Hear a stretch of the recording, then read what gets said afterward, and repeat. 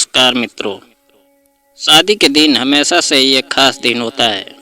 यह दिन हर किसी के जीवन में एक नया अध्याय जोड़ता है, जहां दो परिवार एक दूसरे से जुड़ते हैं। इसी दिन का हर पल खास होता है, लेकिन कभी कभी यह खास पल एक संघर्ष भी बन जाता है, विशेषकर जब परिवारों के बीच आर्थिक स्थिति का अंतर होता है। यह कहानी ऐसे दिन की है जब एक अमीर परिवार ने अपने गरीब ससुराल वालों का मजाक उड़ाया, लेकिन इसके बाद जो होता है वो वाकई चौंकाने वाला है। ऐसे ही दिल को छू लेने वाली कहानियों के लिए हमारे चैनल को सब्सक्राइब करें और वीडियो को लाइक करना ना भूलें, ताकि आप आगे भी हमसे जुड़े रहें। यह एक भव्य शादी थी जो शहर के एक बड़े होटल में आयोजित की जा रही थी। दुल्हन राधा एक छोटे से गांव की लड़की थी। उसके माता पिता के पास ज़्यादा संपत्ति नहीं थी, लेकिन वे बहुत मेहनती और ईमानदार लोग थे। वे चाहते थे कि उनकी बेटी का विवाह अच्छे परिवार में हो और उसकी ज़िंदगी में खुशियाँ हो। दुल्हन के माता पिता का संघर्ष बहुत बड़ा था, लेकिन वे अपनी बेटी की शादी में किसी भी कमी को महसूस नहीं होने देना चाहते थे। वही दूल्हा आदित्य एक बड़े व्यवसायी परिवार का सदस्य था। उसके माता पिता बहुत अमीर थे और उनके पास बहुत सारी संपत्ति और बैंक बैलेंस था। आदित्य की शादी के लिए सब कुछ बहुत भव्य और शानदार था। शादी के हर पहलू को लेकर दुल्हन और दूल्हे के परिवार में अंतर साफ दिख रहा था। शादी के दिन राधा के माता पिता ने अपनी पूरी मेहनत और सामर्थ्य लगाकर एक छोटे से कार्यक्रम का आयोजन किया था। वहीं आदित्य के परिवार ने हर पहलू को अत्यधिक भव्यता से सजाया था।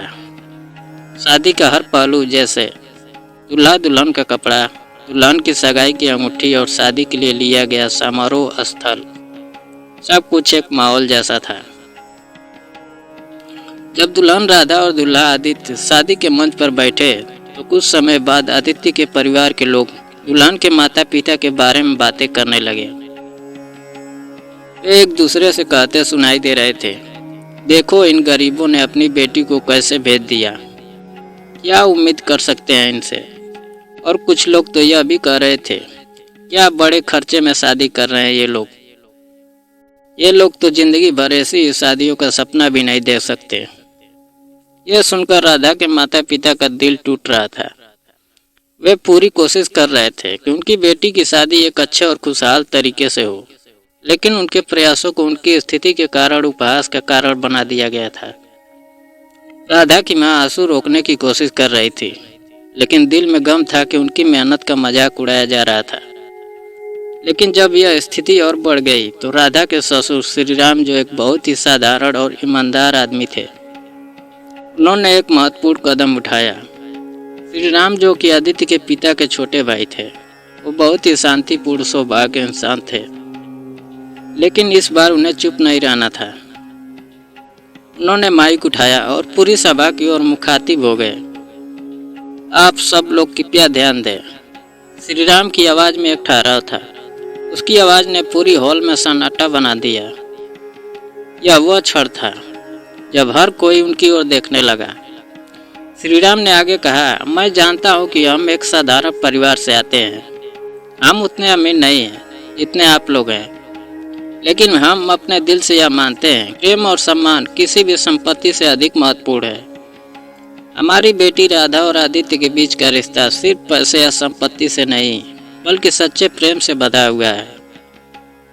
सभा में कुछ देर के लिए हलचल मची, लेकिन श्री राम की आवाज़ इतनी ताकतवर थी कि सभी चुप हो गए।